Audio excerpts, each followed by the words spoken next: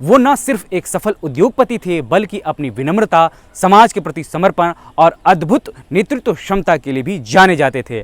रतन टाटा का बचपन कठिनाइयों से भरा हुआ था, लेकिन उनकी दादी ने उन्हें एक अनुशासित और जिम्मेदार व्यक्ति बनाया।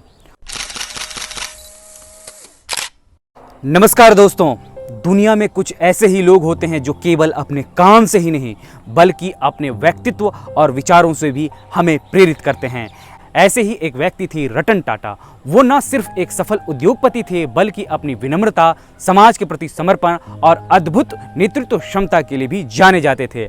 आज हम आपको बताएंगे रतन टाटा की कहानी, उनके संघर्ष, उनकी सफलता और वो मूल मंत्र जिनके आधार पर उन्होंने टाटा ग्रुप को वैश्विक ऊंचाइयों पर पहुंचाया।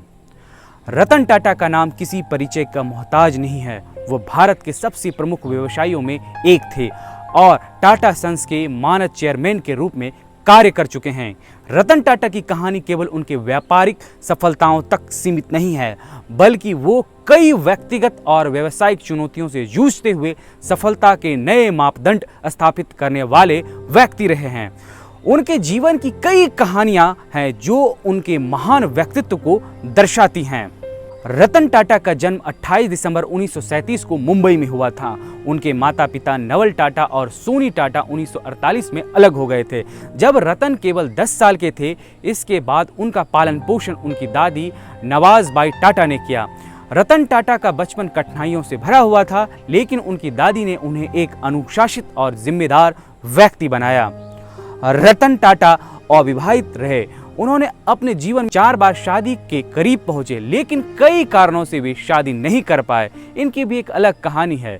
इस बारे में ह्यूमंस ऑफ बॉम्बे के दौरान दिए गए एक इंटरव्यू में उन्होंने खुलकर चर्चा की थी। उनके अनुसार जीवन की परिस्थितियों ने उन्हें शादी करने से रोका। एक बार उन्होंने बताया कि जब वे लॉस एंजलिस में काम कर रहे थे तब उन्हें एक लड़की से प्यार हो गया था, लेकिन 1962 के भारत चीन युद्ध के कारण लड़की के माता पिता ने उसे भारत भेजने के लिए मना कर दिया, जिसके बाद रतन टाटा ने कभी शादी नहीं की।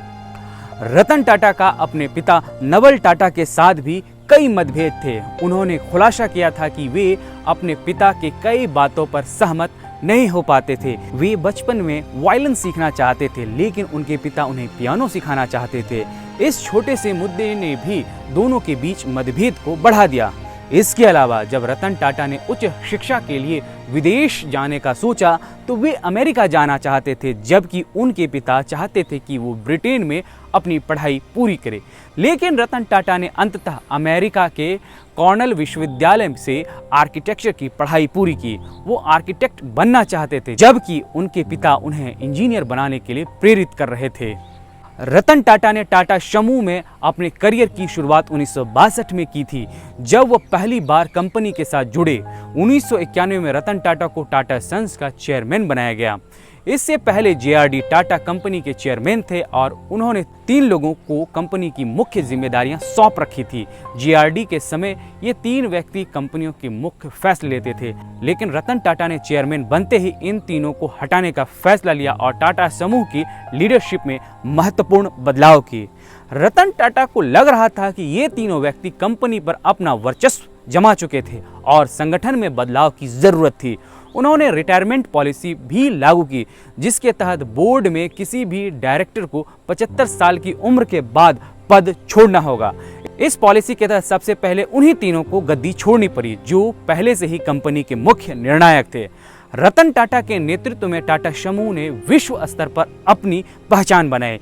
उनके नेतृत्व में कंपनी ने नई ऊंचाइयों को छुआ और वैश्विक बाजार में अपनी मजबूती स्थापित की। टाटा समूह का विस्तार और विकास केवल उनके नेतृत्व की बदौलत संभव हुआ।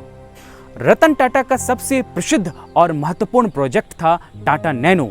2009 में उन्होंने एक ऐसी कार बनाने का वादा किया जिससे भारत का आम आदमी खरीद सके। उन्होंने अपने वादे को पूरा किया और टाटा नैनो को 1 लाख रुपए की कीमत में लॉन्च किया। यह कार दुनिया की सबसे सस्ती कारों में से एक थी और इसे खास तौर पर मिडिल क्लास के भारतीय परिवार को ध्यान में रखते हुए डिजाइन किया गया था।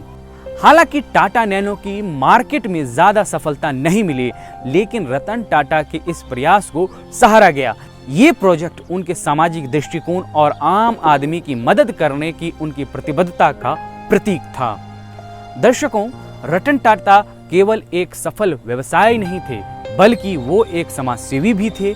उनका मानना था कि व्यापार केवल मुनाफा कमाने के लिए नहीं, बल्कि समाज को कुछ लौटाने के लिए भी होना चाहिए। रतन टाटा ने अपने नेतृत्व में टाटा समूह के माध्यम से कई चैरिटी और समाजसेवी कार्य किए। उनके नेतृत्व में टाटा समूह ने भारत को ग्रेजुएट छात्रों को फाइनेंशियल मदद प्रदान करने के लिए कर्नल विश्वविद्यालय में 28 मिलियन का टाटा स्कॉलरशिप फंड शुरू किया। इसके अलावा उन्होंने भारत में शिक्षा, स्वास्थ्य और अन्य सामाजिक सुधार कार्यक्रम में भी योगदान दिया। रतन टाटा ने हमेशा ये सुनिश्चित किया कि उनकी व्यापारिक साम्राज्य केवल मुनाफा कमाने तक सीमित ना हो, बल्कि समाज की सेवा के लिए भी काम करे। दर्शकों, रतन टाटा की सबसे बड़ी विशेषता उनकी विनम्रता और सरलता थी। वो कभी भी अपने व्यापारिक साम्राज्य का दिखावा नहीं करते थे। उन्होंने हमेशा सादगी से जीवन जिया और अपनी व्यक्तिगत संपत्ति को लेकर कभी घमंड नहीं किया। रतन टाटा का जीवन एक प्रेरणादायक है। उनका व्यावसायिक दृष्टिकोण, समाज के प्रति समर्पण और सादगी उन्हें बाकी उद्योगपतियों से अलग बनाती थी। वे हमेशा भारत और दुनिया भर के लोगों के दिलों में जिंदा रहेंगे। उनके निधन से न केवल भारतीय उद्योग जगत बल्कि दुनिया भर में शोक की लहर है। रतन टाटा का जीवन और उनके कार्य हमें सिखाते हैं कि सच्ची सफलता केवल व्यावसायिक सफलता में नहीं है, बल्कि समाज को कुछ लौटाने में भी है।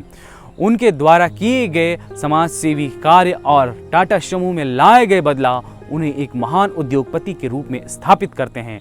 रतन टाटा की कहानी प्रेरणा का स्रोत है, जो हमें ये सिखाती है कि जीवन में सफलता पाने के लिए केवल धन और शक्ति की आवश्यकता नहीं होती है, बल्कि विनम्रता, अनुशासन और समाज के प्रति जिम्मेदारी भी उतनी ही महत्वपूर्ण है।